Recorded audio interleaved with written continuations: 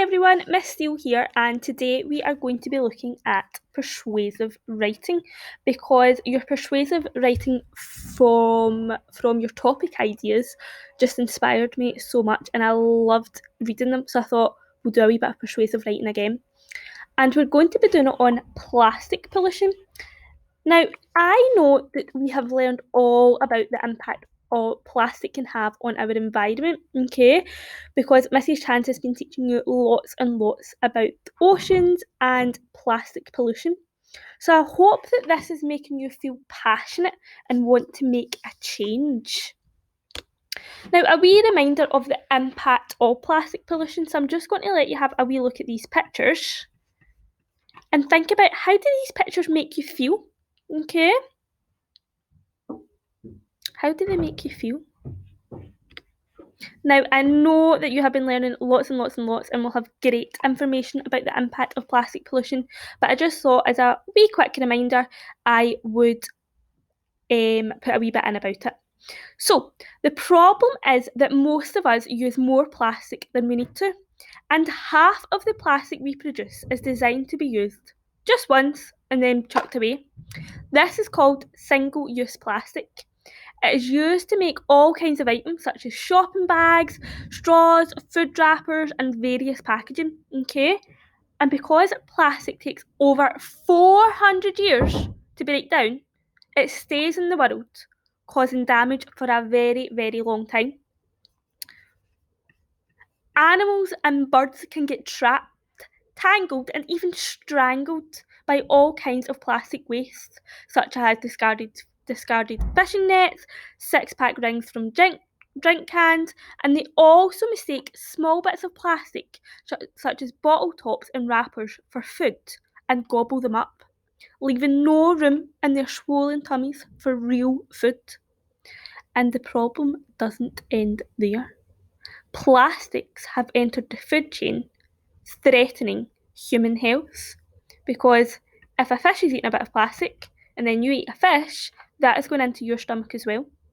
So, what I was wondering if you could use all of your plastic facts that you have found out and maybe research a wee bit more about plastic pollution to help you with our next task, okay?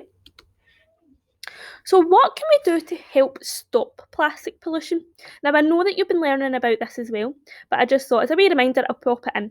So, we could use reusable water bottles, use multi use shopping bags, ask your parents to choose loose fruit and veg rather than groceries wrapped in layers of plastic, and of course, recycle all the plastic that you can.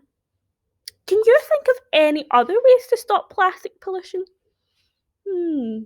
What I would do is I would stop this video just now and make a little note of all of your ideas. Okay, so you could maybe research some interesting facts about plastic pollution, and you can also research what we can do to help stop plastic pollution. Okay, so I said that we would be looking at persuasive writing. Now, just a wee quick reminder about what persuasive writing is. Persuasive writing is used to try and convince the reader to believe in an idea. For example, children should not have homework or children should be allowed to wear their own ideas to school. So you are convincing someone, okay? You're convincing them to believe in your idea. Again, a wee reminder of some persuasive techniques. So you've got groups of three, which is when three adjectives or phrases are used together to make them stand out. Emotive language, when words are used to make the reader feel a certain emotion, so to try and make them feel angry or sad. Exaggeration, remember this is the one that you're allowed to be a wee bit dramatic in, when information is given that is over the top or slightly untrue. Rhetorical questions, using questions that don't need an answer to get the audience to think. And then flatter the reader, when you're giving the reader lots and lots of compliments to try and get them on your side, try and win them over. So now Primary 4 and Primary 5, I have a challenge. We need your help. You are going to write to your local MP, who is this woman here, Marion Fellows, and you are going to try and persuade her to help with the problem of plastic pollution. So, I have, to help you with your writing, looked at the different features and gave you a little few examples for each feature. After I go through these, I would like you to pause the video and then you write down any more that you can think of. So for example, groups of 3, we've got enchanting, mesmerising and beautiful. You might use that to describe our ocean. Next one, pain, suffering and grief. Emotions that sea creatures experience every day. Okay, now I would like you to pause this video and write down any more groups of 3 that you can think about that would help in your writing to convince your local MP. Next, we've got emotive language. Remember, language that is used to make the reader feel a certain way. So we've got poor, helpless fish, and we are destroying our planet. So again, pause this video and write down any of your amazing ideas for emotive language. Next, we've got exaggeration, the dramatic one. 99% of people agree with this statement. Do you know 99% of people agree with this statement? No, you don't. Make it up. Be dramatic. Next one, our planet will turn into one big ball of rubbish if we do not act now.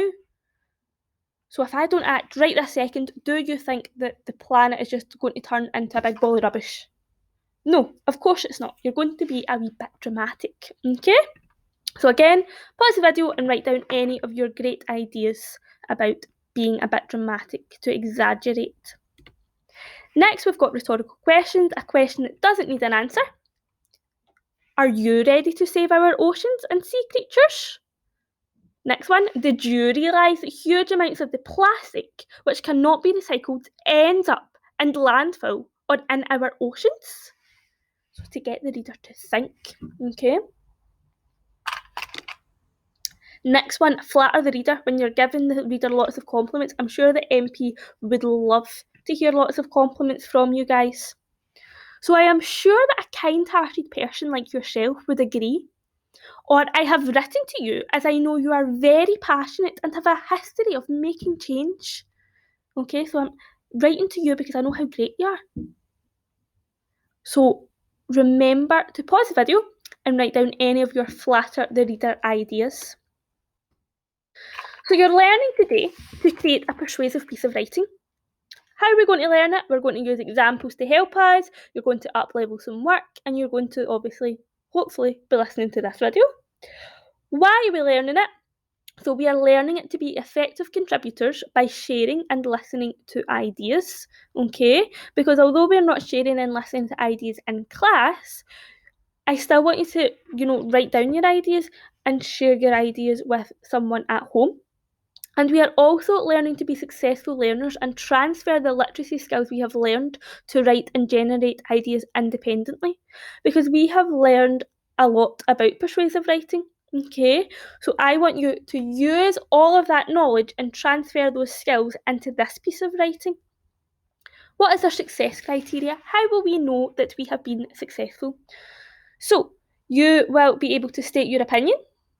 You'll be able to then give reasons for your opinion. So you don't just say, oh, I think that we should try and stop plastic pollution. Just cause. No, you have to give reasons to convince. You have to supply solutions to this problem. And you also have to use persuasive techniques to try and convince them. Okay, I'm going to read out a little example. Plastic pollution is bad. It is wrong. It should stop now. It hurts animals and humans. It makes our beaches look a mess. Sorry, falling asleep again there.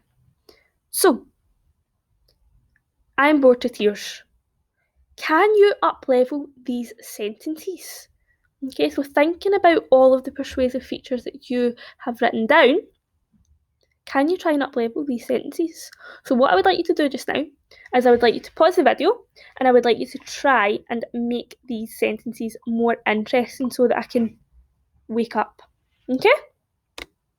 So, I've also given you a little example that you can come back and you can look at and you can use little bits, you can up-level bits, you can change wee bits, okay? So, dear Marion Fellows, I would like to raise with you the issue of plastic pollution in our oceans. This is something that has become a major concern, and I hope something can be done to help address this terrible problem. Did you realise that huge amounts of the plastic which cannot be recycled ends up in a landfill or in our oceans? Plastic can take anything between 20 and 1,000 years to decompose. In this time, it presents a serious danger to sea life and our natural environment. Even when being degraded into tiny fragments, plastic has been found to make up huge floating garbage patches in the middle of the ocean. Think of our enchanting, mesmerising, and beautiful ocean turning into nothing more than a dumping ground. So, there in my first paragraph, I have addressed the issue. I've said what I would like to be done. I would like there to be more help regarding plastic pollution. I have also gave a kind of little brief introduction about what plastic pollution is, and then I have used some persuasive techniques. Okay, now I'm going on to another reason about why we should try and stop plastic pollution. Furthermore, fish and other marine life often mistake small pieces of plastic for food, which can lead to them choking or being poisoned by it. Other creatures, such as sea turtles, have been commonly known to become entangled or injured by plastic debris floating in the ocean. Think of the poor, helpless sea animals who have died because of our cruel, selfish actions. Imagine them suffering in unbearable pain, unable to ask us for help. I am sure a kind hearted person like yourself would agree that this is disgraceful. The human race is destroying the home of many underwater species. How would you feel if someone destroyed your home? So, there again, I've gave a reason. I have expanded on my reason and I have used persuasive techniques. Now, what I'm going on to do is I'm going on to give a solution. Okay, so I'm going to say one solution could be to increase the charges for single use plastic in order to discourage people from using it. For example, when the government introduced a 5p charge for single use plastic bags in supermarkets, it reduced their use by 85%. This is simple, easy, and effective. I am sure that a smart person like yourself will look at these figures and know what you need to do. It is our responsibility, that should say responsibility, it is our responsibility to act and make change. Small changes can make big changes. We need to join igniting our passion for our planet in order to protect our planet. Are you ready to save our oceans and sea creatures?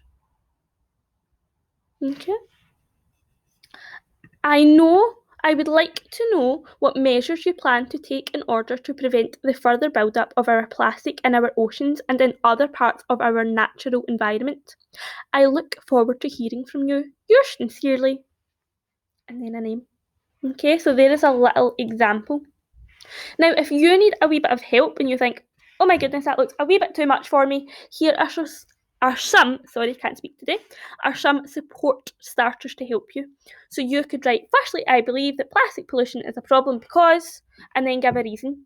Furthermore, yet another problem with plastic pollution is that, give another reason, and then you can help make a change to the world to reduce plastic pollution. You could, so then you're given a solution. And through these sentence starters, you could also be trying to add in persuasive techniques.